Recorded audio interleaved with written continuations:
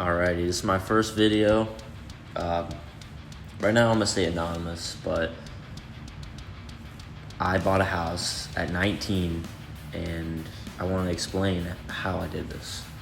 Most people nowadays, they don't even own their own house at 40. This is just, it's crazy to think about. And it really wasn't that hard. And it's different for everyone, whatever circumstance you're in. But I believe that you could do it too. So basically, around 14, I started mowing lawns. I found a mower on the side of the road, fixed it up. It's basic stuff. Usually people throw away a perfectly good push mower. It's just change a spark plug or whatever. It needs the new gas. Most people just let it sit for the winter, and then they have to buy a new one because their gas is bad. It's whatever. Most people don't know. But I started push mowing. Very few lawns, but I was saving up. Eventually, over maybe a couple months, I bought a walk behind Skag. It was only like $400 or $500, and it was so sketchy. And a couple times came close to running me over, but it was fine. I got out of the way and made my way. Kept getting lawns, doing handyman work, wherever I can for family and everything.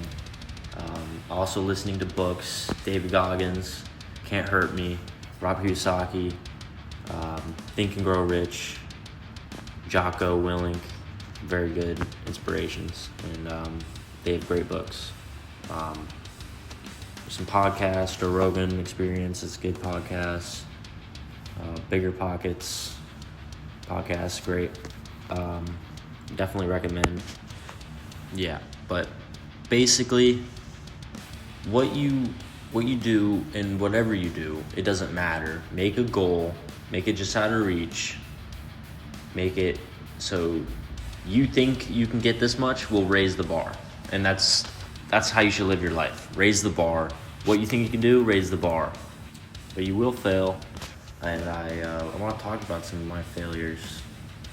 I bought and sold auction trucks, and I failed. I didn't really lose a lot of money, but I didn't make any money. It was a waste of time. I did learn from my mistakes, though. I realized I shouldn't be buying top dollar for these vehicles, because it's really easy to buy top dollar when you're bidding against people. It's fun to bid, and they really bid it up, and you can get trapped in that, and it's not good. You can't sell it for what you bought it for, and that's what I did, pretty much. I got lucky; I didn't lose really any. It was kind of dead even on most of my purchases, but I learned a lot of that. But definitely somewhat of a failure, I guess, if you want to look at it like that. But I did learn, so that not a complete failure, obviously. I was actually going to buy a house at 18, but I got all in 1 month. I was under contract, was good to go, and they're doing title searches and everything, but I'll get back to that in a second. I had another job. Someone called me, some random person, it's not out of the blue, and they said they were from Nextdoor or whatever. There's some app, I don't even use it, but I have my information up there, so I figured maybe somehow they found it and they wanted me to go paint their house. It was kind of far, it was like over an hour drive. I was like, I could do it.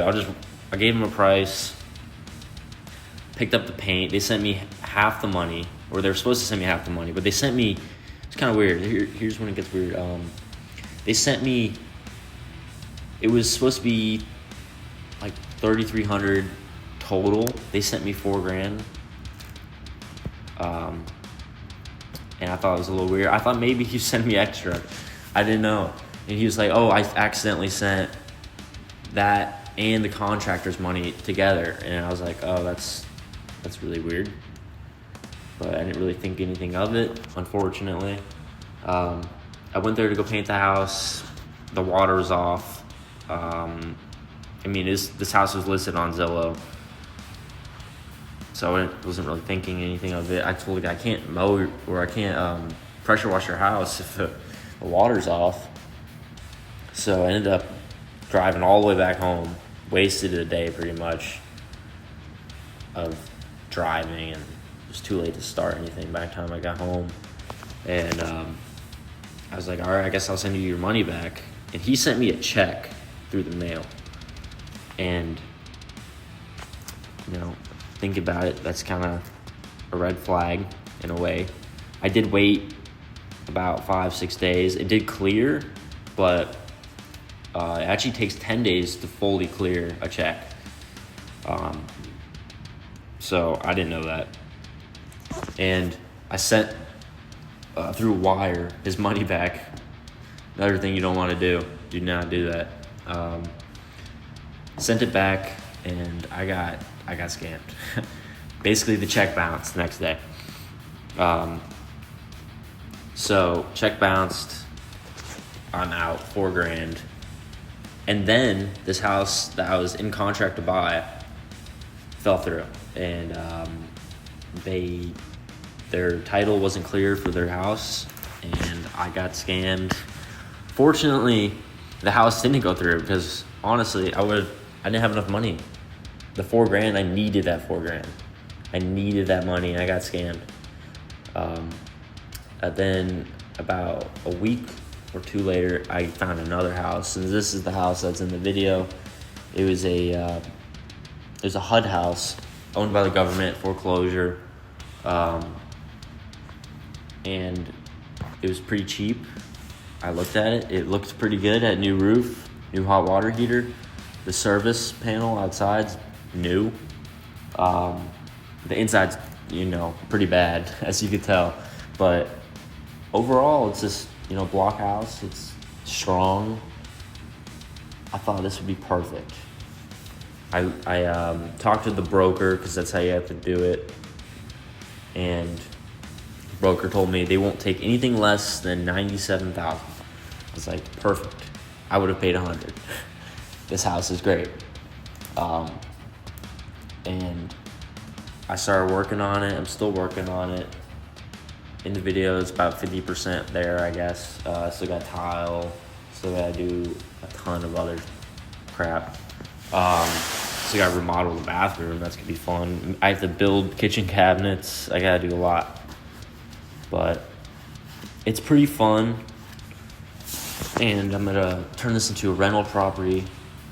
So I'm going to turn it into a rental property. I think I'm going to refinance and buy another one. I'm not sure yet what I'm going to do. I got a long way to go, to be honest. About maybe 2 months on this house. So, but I will make another video explaining and calculating and what the next step is when I get there. We'll see how this video does. Hopefully I can inspire some people. That's my goal. If you have any questions, I can answer them. But at 19, you can definitely buy a house for yourself 100%. It's so much easier to buy a house for yourself than it is to buy an investment property. It is, at least for your first time.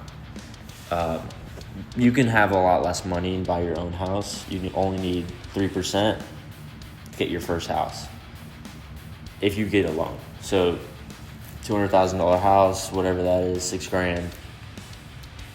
You only need $6,000 to buy a $200,000 house. But if you want to buy a rundown house, you can't get a loan.